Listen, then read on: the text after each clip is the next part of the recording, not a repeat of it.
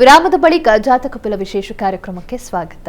ಶಾಸ್ತ್ರಿಗಳೇ, ಮೊದಲ 6 ರಾಶಿಗಳ ಫಲಾಫಲ ಹೇಗಿದೆ? ಯಾವ ಗ್ರಹಗಳ ಪ್ರಭಾವ ಯಾವ ರಾಶಿ ಮೇಲೆ ಯಾವ ರೀತಿ ಬೀಳ್ತಾ ಇದೆ? ಅದಕ್ಕೆ ಪರಿಹಾರಗಳನ್ನು ತಿಳಿಸ್ಕೊಡೋದಾದ್ರೆ 12 ರಾಶಿಗಳ ಫಲಾಫಲ ತಿಳಿಯುವ ಮುನ್ನ ಈ ಹೊತ್ತಿನ ಗ್ರಹ ಸ್ಥಿತಿಯನ್ನು ಗಮನಿಸ್ಕೊಳ್ಳೋದಾದರೆ, ವೃಷಭ ರಾಶಿಯಲ್ಲಿ ಗುರು ಇರತಕ್ಕಂಥದ್ದು, ಮಿಥುನ ರಾಶಿಯಲ್ಲಿ ಕುಜ, ರವಿ ಬುಧರ ಯುತಿ ಇದೆ, ಅದು ಸಿಂಹ ರಾಶಿಯಲ್ಲಿ, ಕನ್ಯಾ ರಾಶಿಯಲ್ಲಿ ಶುಕ್ರ ಕೇತು ಜೊತೆಗೆ ದಿವಸ ಮಾಂದಿ ಉದಯಾಗಿದೆ. ಇನ್ನು ಚಂದ್ರ, ಶನಿ, ರಾಹು ಇವರೆಲ್ಲ ಏಕವಾಗಿ ಮಕರ ಕುಂಭ ಮೀನುಗಳಲ್ಲಿದ್ದಾರೆ.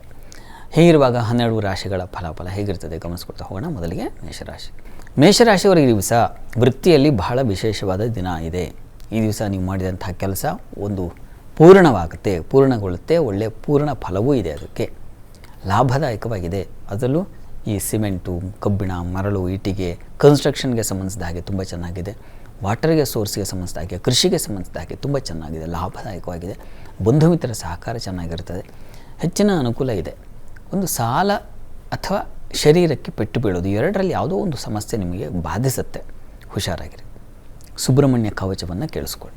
ವೃಷಭ ರಾಶಿಯವರಿಗೆ ಈ ದಿವಸ ನೋಡಿ, ನಿಮ್ಮ ರಾಶಿಯಿಂದ ಪಂಚಮದಲ್ಲಿ ಮಾಂದಿ ಉದಯ ಆದರೆ ಬುದ್ಧಿ ವೀಕ್ ಆಗುತ್ತೆ, ಆಲೋಚನಾ ಶಕ್ತಿ ಕಳ್ಕೊಳ್ತೀರಾ, ಯೋಚನಾ ಶಕ್ತಿ ಕಳ್ಕೊಳ್ತೀರಾ. ತನ್ಮೂಲಕ ಏನಾಗುತ್ತೆ, ತಪ್ಪು ನಿರ್ಧಾರ ಮಾಡಿ ಎಡವಟ್ಟು ಮಾಡ್ಕೊಳ್ತೀರಾ, ಹುಷಾರಾಗಿರಿ. ಕೆಲಸ ಕಾರ್ಯಗಳು ತೊಂದರೆ ಇಲ್ಲ, ಸಾಗುತ್ತೆ. ಆದರೆ ನಿರ್ಣಯ ತೆಗೆದುಕೊಳ್ಳುವಾಗ ಯಾವುದೋ ಒಂದು ಗಂಭೀರವಾದ ಯೋಚನೆ, ಇವಾಗ ಒಂದು ಡಿಸಿಷನ್ ತೊಗೋಬೇಕು, ಇದು ಫೈನಲ್ ಮಾಡಬೇಕು, ಅದರಲ್ಲಿ ಎಡವುತ್ತೀರಾ, ಹುಷಾರು. ಹೀಗಾಗಿ ಹಿರಿಯರ ಸಲಹೆ ತಗೊಳ್ಳಿ. ಸ್ತ್ರೀಯರಿಗೆ ಈ ದಿವಸ ಪೂಜೆ ಪುನಸ್ಕಾರ ಇಂಥವುಗಳಲ್ಲಿ ಭಾಗಿ, ಯಾವುದೋ ಕ್ಷೇತ್ರ ದರ್ಶನ, ಯಾವುದೋ ಒಂದು ಕಡೆ ಒಂದು ದೇವತಾ ದರ್ಶನಕ್ಕೆ ಹೋಗೋದು, ಜೊತೆಗೆ ಸಹೋದ್ಯೋಗಿಗಳ ಜೊತೆಗೂ ಆಗಬಹುದು, ಅಥವಾ ಸ್ನೇಹಿತರ ಜೊತೆಗೂ ಆಗಬಹುದು, ಬಂಧುಗಳ ಜೊತೆಗೂ ಆಗಬಹುದು. ಆ ರೀತಿಯಲ್ಲಿದೆ, ಚೆನ್ನಾಗಿದೆ. ಈ ದಿವಸ ಲಲಿತಾ ಸಹಸ್ರನಾಮ ಹೇಳ್ಕೊಳ್ಳಿ. ಇನ್ನು ಮಿಥುನ ರಾಶಿಯವರಿಗೆ ಈ ದಿವಸ ನಿಮಗೆ ಸ್ನೇಹಿತರ ಜೊತೆಗೆ ಕಿರಿಕಿರಿ ಆಗುತ್ತೆ. ಎಲ್ಲೋ ಜೊತೆಗೆ ಹೋಗಿರ್ತಾರೆ, ಪ್ರಯಾಣದಲ್ಲಿ ಮಧ್ಯದಲ್ಲಿ ದಾರಿಯಲ್ಲಿ ಕಿರಿಕಿರಿ ಶುರುವಾಗ್ಬಿಡುತ್ತೆ. ಆ ರೀತಿಯ ಒಂದು ತೊಂದರೆ ಸೂಚಿಸ್ತಾ ಇದೆ, ಹುಷಾರು. ಇನ್ನು ಈ ದಿವಸ ಪ್ರಯಾಣದಲ್ಲಿ ತೊಂದರೆ, ಅದೇ ಕಿರಿಕಿರಿ ಇರುವಾಗ ಪ್ರಯಾಣವೂ ತೊಂದರೆ, ಎಲ್ಲಿ ಸುಖ ಆಗುತ್ತೆ, ಸಮಸ್ಯೆ ಆಗುತ್ತೆ. ಇನ್ನು ಈ ದಿವಸ ಕೃಷಿಕರಿಗೆ ತೊಡಕುಗಳು, ವಿಘ್ನಗಳು ಸಂಭವಿಸುತ್ತೆ. ಏನೋ ಕೆಲಸ ಮಾಡಬೇಕು ಅಂದರೆ ಆರಂಭ ಕೆಲಸ ಆಗೋದಿಲ್ಲ, ಆ ರೀತಿಯಲ್ಲಾಗುತ್ತೆ. ಇನ್ನು ಈ ದಿವಸ ಸ್ತ್ರೀಯರಿಗೆ ಸ್ವಲ್ಪ ಹಣ ನಷ್ಟ ಸೂಚಿಸ್ತಾ ಇದೆ, ಕುಟುಂಬದಲ್ಲೂ ತೊಂದರೆಗಳಾಗುವ ಸಾಧ್ಯತೆ ಇದೆ, ಸ್ವಲ್ಪ ವೀಕ್ ಆಗಿದೆ ಈ ದಿವಸ.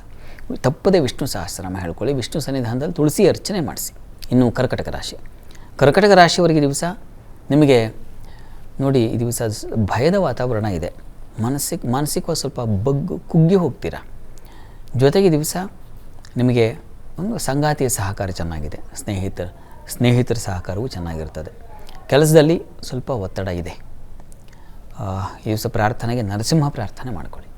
ಇನ್ನು ಸಿಂಹರಾಶಿಯವರಿಗೆ ದಿವಸ ಲಾಭದಾಯಕವಾಗಿದೆ, ವೃತ್ತಿಯಲ್ಲೂ ಹೆಚ್ಚಿನ ಅನುಕೂಲ ಕಾಣಲಿಕ್ಕೆ ಅವಕಾಶ ಇದೆ.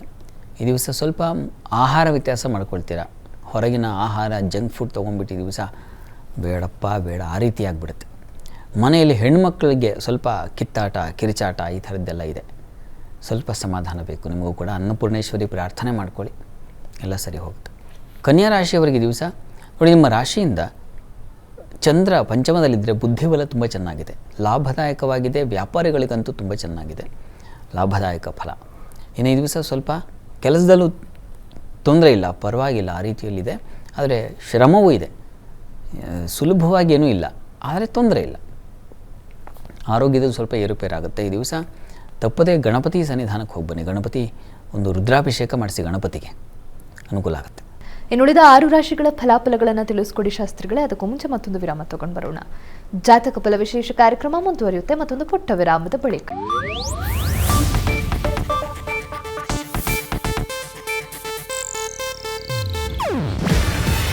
ಇದು ಏಷ್ಯಾನೆಟ್ ನ್ಯೂಸ್ ನೆಟ್ವರ್ಕ್ ಪ್ರಸ್ತುತಿ.